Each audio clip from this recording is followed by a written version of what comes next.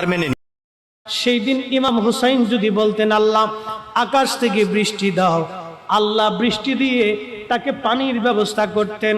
যদি বলতেন আল্লাহ জিব্রাইল তুমি হাউজে কাউসার থেকে পানি পাঠায় দাও, আল্লাহ তাই দিতেন। যদি বলতেন আল্লাহ ওই ফোরাত নদীর পানি তুমি জোয়ার বানাইয়া আমার তাবু পর্যন্ত পানি পৌঁছাই দাও, আল্লাহ তাই দিতেন। কথা বলেন ঠিক কিনা? কিন্তু তিনি চান নাই। তিনি যদি বলতেন আল্লাহ আজকে 3 দিন আমি না খাওয়া, মালিক তুমি জান্নাত থেকে খাবার পাঠাও।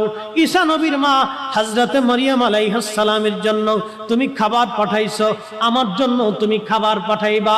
আমি না জান্নাতি যুবকদের সর্দার, আমি না তোমার হাবিবের দৌহিত্র, এই রক্ত তো তোমার নবীর রক্তের সাথে কানেকশন লাগানো। আল্লাহ এত কষ্ট করে আমি মরতে চাই না, এত নিদারুণ যন্ত্রণা আমি নিতে চাই না। চোখের সামনে সন্তান কেন শহীদ হবে আল্লাহ? কেন আমার কলিজার টুকরা সন্তানকে আমার কোলের মধ্যে তীর মেরে আমার কোলের মধ্যে? সেই দিন ইমাম হুসাইন যদি বলতেন আল্লাহ আকাশ থেকে বৃষ্টি দাও, আল্লাহ